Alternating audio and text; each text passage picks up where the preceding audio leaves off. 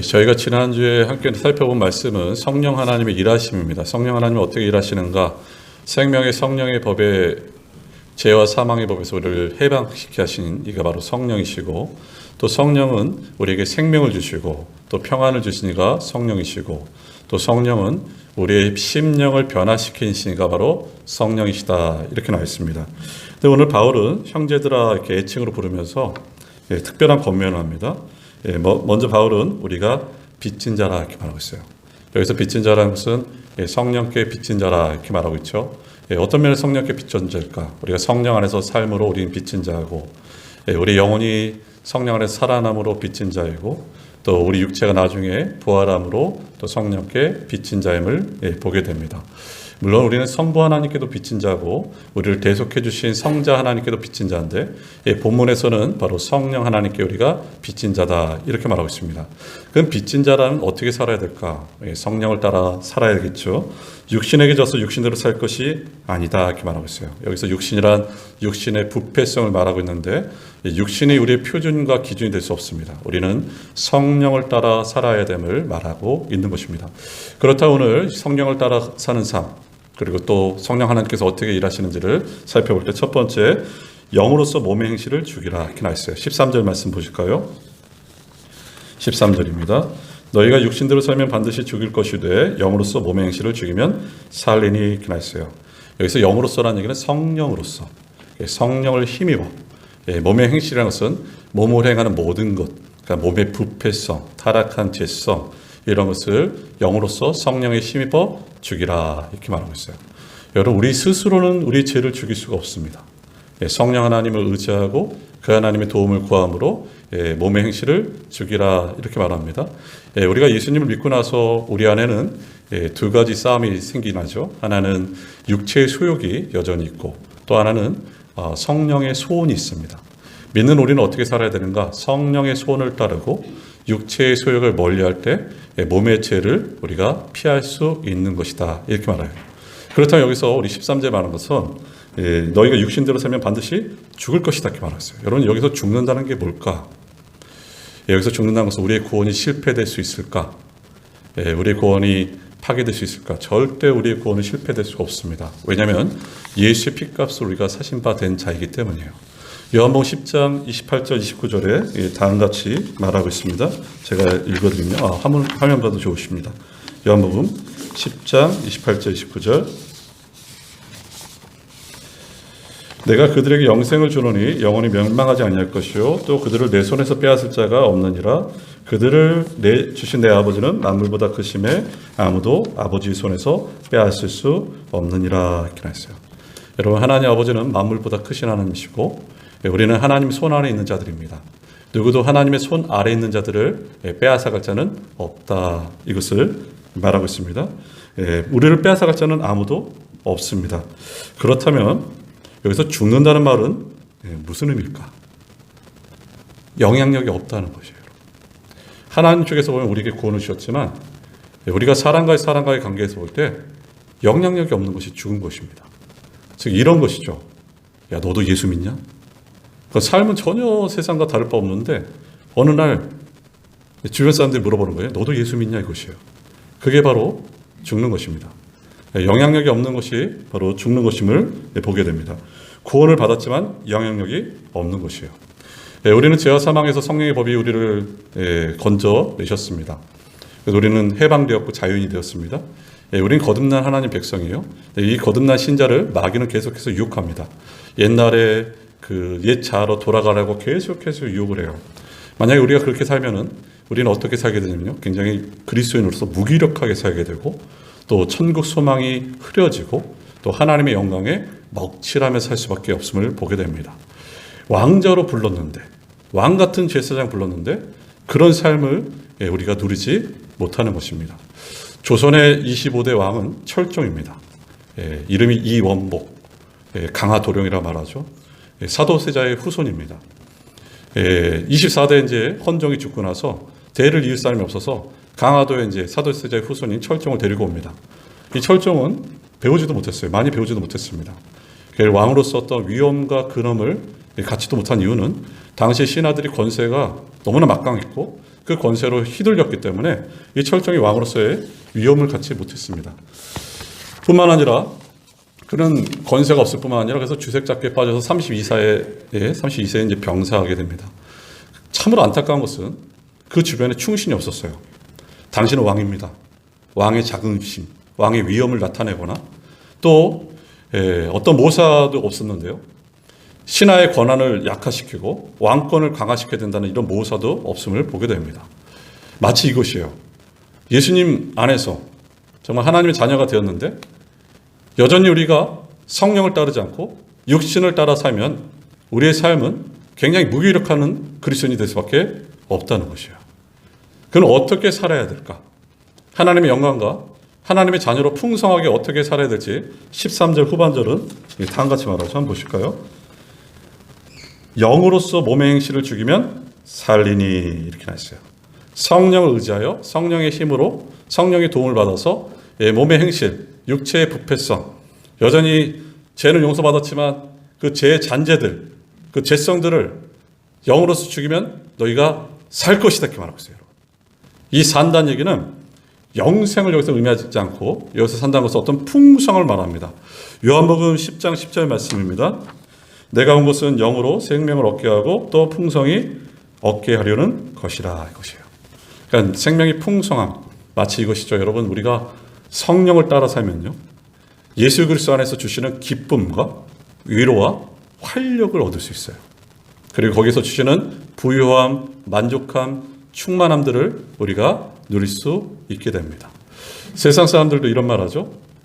살만 했으면 좋겠다. 더 살만 나는 삶이 되었으면 좋겠다 말하는 것처럼 그리스도인 우리가 성령을 따라가면 하나님께서 우리에게 보너스 풍성함을 허락하십니다.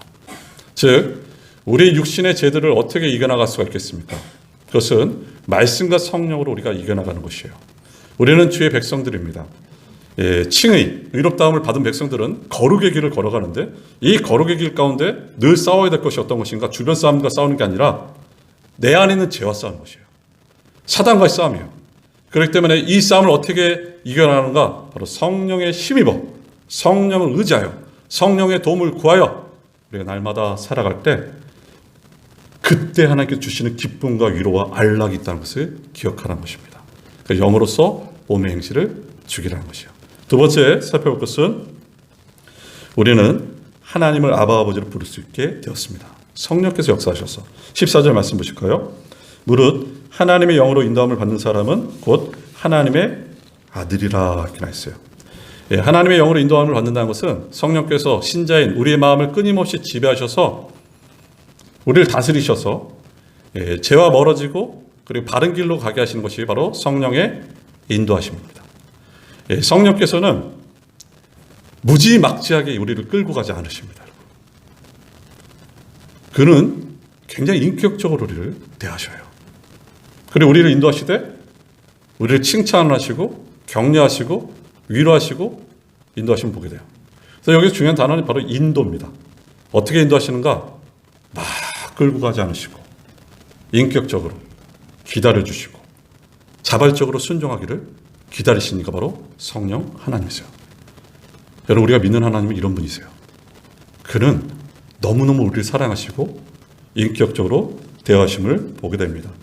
누가 하나님의 아들인가? 성령의 인도를 받는 사람이 하나님의 아들입니다. 성령 우리를 억지로 끌고 가지 않으십니다. 우리도 경험하지만 우리 자녀들도 경험하는 바는 이것이죠. 자녀들 공부 억지로 시킨다고 애들 공부 안 합니다. 여러분. 억지로 하면요 서로 관계성만 깨질 수밖에 없어요. 정말 힘든 것이 자녀 교육이고 자녀 공부 억지로 되지 않습니다. 억지로 되어서 그 아이가 뭐 좋은 대학 갔다 할지라도 부모의 관계성은 깨질 수밖에 없는 것입니다. 근데 더 나아가서 억지로 안 되는 게 또 있어요. 신앙생활 억지로 안 됩니다. 근데 누가 도와주셔야 되냐면 성령께서 도우실 때 우리가 자발적으로 할 수 있습니다. 참 놀라운 것은 우리가 다 경험한 바에 의하면 예배당에 나와서 누구의 손에 의해서 끌려서 나왔는데 처음엔 저게 무슨 말 하는지 하나도 안 들려요. 근데 어느 날 성령께서 역사하셔서 이 말씀이 믿어지기 시작합니다. 예수님이 나를 위해서 십자가에 죽으시고 부활하신 것이 믿어져요. 이 바로 성령의 역사입니다. 그리고 더 나아가서 우리가 이렇게 고백하게 되죠. 주님, 제가 지금까지는 제 힘으로 살았습니다. 하지만 나를 도와주십시오. 내가 성령을 의지합니다. 성령을 도와주십소서. 이것을 누가 기뻐하시는가? 성령께서 기뻐하십니다. 이게 바로 성령의 인도함을 받았다는 것이에요. 그래서 15절은 이렇게 말하고 있습니다. 너희는 다시는 무서워하는 영의 종의 영을 받지 않냐고 양자의 영을 받았으므로 우리가 아빠, 아버지라 부르짖느니라. 이렇게 나와 있어요. 이제 성령의 인도함을 받는 자들이 하나님의 자녀이고, 또 성령의 인도함을 받는 자는 성령이 우리 안에 내주하시죠. 그래서 행하신 일은 뭐냐면 우리가 하나님을 아바, 아버지로 부르짖게 하신다는 것이에요. 여기 보면요, 로마 교인들을 향해 너희는 다시는 무서워하는 종의 영을 받지 않냐했다 말하는데, 여기서 종이란 종으로 만드는 영, 종이 되게 하는 영입니다. 양자의 영과 대치되는 것이, 반대가 되는 것이 종의 영입니다. 근데 여기 단어가 무서워하는 종의 영입니다. 종의 영을 가진 자들은 무서워합니다. 평생이 무서워요. 그리고 자발적이지 않고 기뻐 순종하지 않습니다. 로마 시대 당시 1세기경에는 종이 만약에 주인을 습격하면은, 주인에게 뭐 대든다 하면은 어떤 일이 벌어지면 자기뿐만 아니라 자기 주변에 있는 종들이 다 죽습니다. 주인의 입장에서 종은 그냥 물건이에요, 물건. 종의 입장에서 주인은 그냥 자기의 생사를 주관하는 주인일 뿐입니다. 그래서 종은 자발적이거나 자원하거나 기쁨이 없는 것이 바로 종들의 특징입니다. 근데 성령께서 어떻게 말씀하시냐면요, 성령은 그렇게 하지 않으세요. 우리를 막 때리거나 또한 우리를 벌하거나 이렇게 하지 않으시고 양자의 영이기 때문에 아바, 아버지라 부르짖게 만드십니다. 성령은 우리와 하나님과의 관계를 종과 주인과의 관계가 아니라 아버지와 자녀의 관계로 인도하시는 이가 바로 성령이시다, 이렇게 나있어요. 양자의 영을 받았다는 얘기는, 양자란 말은 아들의 위치에 둔다는 것이에요. 아들의 위치에. 그래서 양자란 말은 아들의 위치에 두는데요, 그래서 양자의 영이라는 뜻은 성령은 성령을 받은 자로 하여금 아들의 위치에 두게 한다는 것입니다. 1세기경 양자는 그 아버지가 자기의 이름을 대대 후손 남기고 또 재산을 상속해 하고자 양자 제도를 뒀습니다. 그래서 그 양자는 친자식과 전혀 열등감이 없어요. 그래서 그 아들을 동일한 동등한 대우를 받았던 자가 바로 누군가? 바로 양자들입니다. 이 양자 영을 받았고 더 나가서 아바, 아버지라 부르짖게 됩니다. 이 아빠라는 것은 아람어로 이제 어린아이들이 사용했던 아빠. 네, 아버지라는 것은 이제 헬라어로 바울이 이 아빠를 아버지로 말한 것이죠. 그래서 아바, 아버지로 부르짖게 하느니라, 이렇게 말하고 있어요. 여러분, 여기 보면요, 이게 바로 특권입니다. 우리가 바로 하나님을, 전능하시고 거대하신 그 하나님을 아바, 아버지로 부르짖게 합니다. 근데 이 부르짖는다는 것은 그냥 무의미하게 부르짖는 것이 아니라 간절하게, 신뢰를 가지고, 믿음을 가지고 그 무한하신 아버지를 향해서 감격 가운데 부르짖는 것이 바로 부르짖는 것이다, 이렇게 말하고 있는 것입니다. 그렇습니다. 우리가 그래서 부르짖는데요, 그래서 우리가 잘 아는 하나님의 자녀라는 이 이름이 굉장히 존귀하고 굉장히 세상에서 가장 아름다운 이름이 바로 하나님의 자녀라는 이름이라는 것을 우리가 잊지 마셔야 됩니다. 예전에 메이저리그에 굉장히 두각을 나타낸 선수 중에 한 명이 있었는데, 그가 사람들이 굉장히 큰 부러움을 받았습니다. 왜냐하면 초대형 계약을 얻었기 때문이에요. 근데 그 사람이 그 초대형 계약을 받았을 때 사람들 그 댓글을 보니까 이렇게 써 있어요. 야, 그 선수는 너무 좋겠다. 그러면서 또 이렇게 말합니다. 야, 그 선수의 자녀들은 얼마나 행복할까. 태어났는데 아빠가 그렇게 잘 나가는 야구 선수야. 얼마나 행복할까. 이런 막 댓글을 남겼어요. 어느 목사님이 자기 자녀들한테 물어봤답니다. 핸드폰을 보는 자녀들에게, 야, 아빠가 목사님에 대해서 너 어떻게 생각하냐. 태어났는데 너의 부모가 목사하고 사모님이야. 어떻게 생각해? 그래서 노심초사하게 쳐다봤는데 애가 이렇게 핸드폰 하더니 딱 보더니 야, 좋아요. 끝났다는 거예요. 근데 이런 생각하면서, 그럼 바로 우리가 한번 생각해 봅니다. 우리가 이제 이 땅에 태어나고 정신을 차리고 보니까 하나님 우리 아버지세요. 그럼 여러분의 기분은 어떠십니까? 우리가 어떤 기분이어야 마땅할까? 근데 안타깝게도 우리가 그런 걸 잘 모를 때가 참 많습니다. 하나님 우리 아버지라는 사실, 우리가 하나님 아버지라 부른다는 이 사실이 얼마나 행복하고 얼마나 존귀한지 우리가 너무나 모릅니다. 사도신경 처음에 보면요, 하나님이 어떤 분이신가? 그는 천지를 지으신 우리 아버지세요. 저와 여러분의 아버지는 천지를 지으신 아버지, 웅장하시고 거대하시고 위대하시고 능력이 많으신 아버지가 우리 아버지십니다. 근데 저희는 어떻게 그 아버지를 생각하고 계십니까? 어떤 기분을 가져야 우리 신분에 어울릴까? 분명한 것은 적어도 지금 우리가 느끼고 있는 기분으로 부족하다는 것입니다. 우리에게 주어진 그 존귀함, 무게를 생각할 때 우리는 너무나 덜 행복하고 마음에 품은 자부심이 너무나 작음을 보게 돼요. 언젠가 저와 여러분이 하나님 앞에 설 때가 올 것입니다. 그럴 때 우리는 보고 깨닫게 될 것이에요. 그분의 존귀함과 그분의 크심이 얼마나 큰지, 그리고 자녀의 그 영광의 문계가 얼마나 존귀한지를 우리가 알게 될 것입니다. 하지만 우리에게 지금 성경 말하고 있어요. 그때가 아니라 지금 자녀의 존귀함을 누리라, 이렇게 말하고 있어요. 사랑하는 여러분, 저와 여러분이 이 땅에서 그 하나님 나라의 자녀의 존귀함을 정말 많이 누렸으면 좋겠습니다. 제가 조금 전에 말씀드린 것처럼 이 부르짖는다는 것, 아바 아버지로 부르짖는다는 것은 그분을 신뢰하고 감격에 차서 그분을 부르짖는 것이에요. 여러분, 내 모든 것을 하나님을 향해서 부르짖는 것이에요. 제가 좋아하는 목사님이 이 부르짖는다는 표현을 이렇게 말씀하셨어요. 자신이 이제 전임 전도사 시절 때인데, 그래서 1980년대였습니다. 저녁에 이제 자신의 신방을 가고, 사모님은 이제 구역 공부를 인도하러 갔고, 근데 아이가 초등학교 들어가기 전에 남자아이가 6살이랍니다. 근데 그 아이를 이제 엄마가 데려갔다가 구역 예배 드리니까 밖에서 놀아 하고 놀았는데 애가 사라져버린 거예요. 그러니까 애가 애를 잃어버린 거예요. 혹시 여기서 자녀 키우시다가 애를 잠시라도 잃어버려 본 적 있으세요? 정말 앞이 캄캄합니다. 어둡고. 근데 신방 가는데 이제 그 전화를 받은 곳이에요. 얼마나 마음이 무겁겠어요. 근데 그때 아들이 평상시에 불렀던 그 6살짜리 아이가 유행가를 뭘 불렀냐면요. 그러니까 노래도 잘 불러야 돼요, 여러분. 이남희 씨라고 우리 때는 아는 이남희 코스에 묻히고. 근데 그 사람이 불렀던 주제곡이면 떠나보면 알 거야. 근데 6살짜리 애가 맨날 떠나보면 알 거야. 부르더니 진짜 떠나버린 거예요. 근데 이게 얼마나 이게 노심초사가 되는지 이제 모든 성도들이 이제 아이를 이제 막 찾기 시작해요. 막 찾기 시작하는데 아무리 찾아도 뭐 골목을 뒤지고 지하철역은 없어요. 근데 한 구역장님이 경찰서에 있는 아이를 발견하고 그 아이를 데리고 옵니다. 그 구역장님하고 이제 아이가 이렇게 오는데 골목길에 이제 아빠는 저 앞 서 있고, 근데 아이가 아빠를 보더니 아빠! 하고 막 뛰어오는 거예요. 아빠. 근데 그 모습을 본 아빠도 감격에 젖어든 것이죠.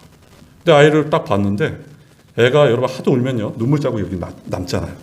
너무너무 운 것이에요. 그러면서 자기가 울면서 내가 왜 이렇게 잃어버리게 됐는지를 막 말하기 시작해요. 그러면서 또 아빠 하고 또 울고 아빠 하고 또 울고. 그러면서 이런 말을 남깁니다. 여러분, 구원이라는 것은 잃어버린 아버지를 찾은 것이 바로 구원입니다. 우리가 이 땅에 살아가면서 육신대로 살다가 넘어질 때가 참 많습니다. 그럴 때 하나님 아버지께 나가는 것이에요. 하나님 아버지, 제가 육신대로 살다가 넘어졌습니다. 제가 무너졌습니다. 하나님 아버지, 나를 도우소서. 성령님께 간구하는 것이에요. 성령 하나님께. 성령 하나님, 저를 도우소서. 저희 가정을 도우시고 저희 교회를 도우시고, 우리가 성령을 따르지 않고 육신을 따름으로 우리가 넘어지고 무너졌습니다. 성령 하나님, 우리를 도우소서. 이게 바로 부르짖는 것입니다. 여러분 하나님께 부르짖으셔야 돼요. 우리의 연약함을 인정하시고 지금의 상황들, 절망들, 낙심들, 무너진 마음들 성령께 도와달라고 구하셔야 돼요. 사랑하는 여러분, 실패했다고 두려워하지 마십시오. 육신으로 살다가 넘어졌다고 두려워하지 마세요. 성령께서 우리와 함께 하시기 때문입니다. 여러분, 그 성령이 우리를 도우세요. 그분을 의지하세요. 16절 말씀 보실까요? 이렇게 나와 있어요. 8장 16절. 성령이 친히 우리의 영과 더불어 우리가 하나님의 자녀인 것을 증언하시나니, 이렇게 나와 있어요. 성령이 우리가 하나님 자녀라는 것을 증언합니다. 존 오웬 목사님, 청교도 목회자가 성부, 성자, 성령의 책에서 이 부분을 이렇게 말했어요. 법정에서 성도들이, 신자들이 이렇게 법정에 서 있습니다. 그럼 저쪽 상대편에서 이제 마귀들이 신자들 고발하기 시작해요. 저 사람 구원받을 자격이 없다, 이렇게 고발해요. 그럴 때 성령께서 나오셔서 이 사람은 하나님의 자녀입니다. 이 사람은 구원받은 하나님의 자녀입니다. 이렇게 증언하신 이가 누구신가? 바로 성령 하나님이십니다. 우리는 하나님의 자녀고 우리는 구원받은 그의 자녀라는 것을 잊지 마셔야 됩니다. 또 세 번째, 성령께서 역사하시는 바로 그리스도와 함께한 상속자라는 것을 더 분명히 깨닫게 하심을 우리가 보게 됩니다. 17절 말씀 보세요. 로마서 8장 17절. 자녀이면 또한 상속자 곧 하나님의 상속자요 그리스도와 함께한 상속자니 우리가 그와 함께 영광을 받게 하여 고난도 함께 받아야 할 것이니라. 이렇게 말했어요. 바울은 지금 우리를 향해서 자녀라 말할 뿐만 아니라 상속자라 말하고 있어요. 하나님 나라의 상속자, 더 나아가서 그리스도와 함께한 상속자다 이렇게 말하고 있습니다. 우리가 살아가면서 가족관계에서 또 형제 자매들 간에 늘 좋지만 않을 때가 많습니다. 시기와 질투가 역사할 때도 있고 또 부모가 우리에게 주신 유산들 그리고 부모가 다른 형제를 더 크게 사랑할 때 또 우리가 시기와 질투하고 그럴 때가 많죠. 바깥으로는 굉장히 뭉치는 것 같지만 우리들 안에서는 미워하고 싸우고 또 어떤 가정들 보면은 형제들과 교류를 안 하는 가정들도 있음을 보게 됩니다. 부모가 자녀를 사랑한 만큼 자녀는 그 형제 자매를 그렇게까지 사랑하지 않습니다. 그런데 우리 구주께서는 우리를 하나님의 자녀가 되는 근거를 마련해 주시고 또한 우리를 초대하셨는데 어떻게 초대하셨는가? 상속자로 초대하셨어요. 여러분. 하나님 나라의 그 부유함을 그냥 조금씩만 주셔도 우리는 참 행복한 사람들인데 우리를 상속자로 초대하셨어요. 인간 사회에서는 이렇게 나눌 때요. 몇 대 몇이다. 몇 프로다. 그래서 이렇게 대등한 관계가 쉽지 않습니다. 근데 주님께서는 우리를 대등한 상속자로 우리를 부르셨어요. 우리가 그에게 대등한 상속자로 부름을 받은 이유는 그렇게 된 이유는 그가 친히 낮아지시고 우리 같은 몸을 입으시고 십자가에 죽으심으로 하늘의 모든 은혜와 모든 분복들을 우리에게 부여하심을 보게 됩니다. 여러분 이게 바로 상속자예요. 우리를 초대하셨어요. 여러분. 히브리서 2장 11절에 이렇게 말하고 있습니다. 거룩하게 하신 이와 거룩하게 함을 입은 자들이 다 한 근원에서 난 자라 그러므로 형제라 부르시기를 부끄러워하지 아니하고. 우리 주님께서는요 우리를 형제 자매라 부르기를 부끄러워하지 아니하십니다. 오히려 이렇게 말씀하세요. 내가 하나님을 아버지라 부른 것처럼 너희도 하나님을 아버지로 불러봐 이렇게 말하고 있어요. 여러분 이게 상속자입니다. 상속자. 이 17절 말씀 다시 한번 보세요. 이 말이 얼마나 우리에게 주는 내용이 큰지 한번 제가 17절 다시 읽습니다. 자녀이면 또한 상속자 곧 하나님의 상속자요 그리스도와 함께한 상속자니 우리가 그와 함께 영광을 받게 하여 고난도 함께 받아야 할 것이니라 이렇게 말했어요. 여러분 우리의 미래는 아름답습니다. 왜냐 우리가 하나님 나라의 상속자 그리스도와 함께한 상속자이기 때문에 우리의 미래는 지금보다 훨씬 아름답습니다. 여러분 이런 말 들어보셨어요? 과거가 현재를 결정하는 것이 아니라 미래가 현재를 이끌어간다. 이게 어떤 목사님이 말씀하신 건데 이분이 청년 때 청년 수련회가 있었는데 거기 오신 강사님이 처음에 딱 던진 화두가 이거였습니다. 과거가 현재를 결정하는 것이 아니라 미래가 현재를 이끌어간다. 근데 그 말이 너무나 충격을 받아서 야 이런 말이 다 있나 할 정도로 물론 이게 핑계가 될 수 있어요. 사람들에게. 이게 잘못하면요. 과거의 허물을 핑계 삼거나 현재의 게으름을 핑계 삼을 수 있지만 이걸 정상적으로 생각하면 이것입니다. 내 현재의 부족함이 미래를 결정하는 것이 아니라 바로 하나님의 나라의 그 상속자란 그 상속자가 나의 미래가 나의 현재를 이끌고 간다는 것이에요. 물론 믿는 우리에게 오늘 17절에 말한 것처럼 고난이 있습니다. 예수님과 함께 상속자이기 때문에 고난 뒤에 영광이 있기 때문에 이 땅에서 우리가 고난이 있어요. 고난 정말 싫은데 고난이 있습니다. 여러분. 어떤 가정은 하나의 고난이 끝났는데 또 다른 고난, 설상가상, 엎친 데 덮친 격 이런 고난들이 우리에게 있습니다. 마치 우리 주님이 그 고난을 당하신 것처럼 우리 주님께서 모욕당하시고 조롱당하시고 침뱉음 당하시고 십자가에 죽으시고 그 고난, 그 고난이 고난을 끝나지 않고 그 고난 뒤에 부활의 영광이 있는 것처럼 저와 여러분에게도 고난 뒤에 영광이 있습니다. 부활의 영광이 있고 천국의 삶에 대한 영광이 있고 이곳에서 우리가 살면서 지긋지긋 죄와 싸움에 그 없어지는 영화로운 영광이 우리에게 있다는 것을 기억하셔야 돼요. 우리 시작은 지금 부족하고 우리 삶은 때로는 거칠지만 저와 여러분의 삶은 미래는 상속자, 아름다울 것이에요. 저는 목회자로서 여기 계신 한 분 한 분들 기도할 때마다 하나님 저분이 영혼이 잘 되고 범사가 잘 되고 육신이 강건하기를 계속 기도하고 있어요. 하지만 목회자지만 여러분의 내일이 어떨지, 모레가 어떤 일이 생길지 아무도 모릅니다.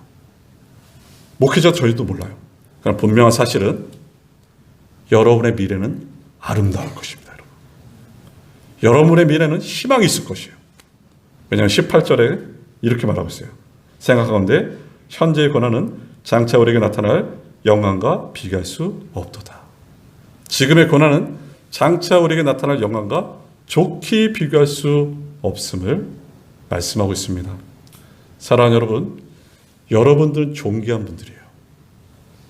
우리는 성령께 빚진 자입니다. 성령께 빚진 자로서 육신의 부패성을 쫓지 마시고 성령을 따라가세요.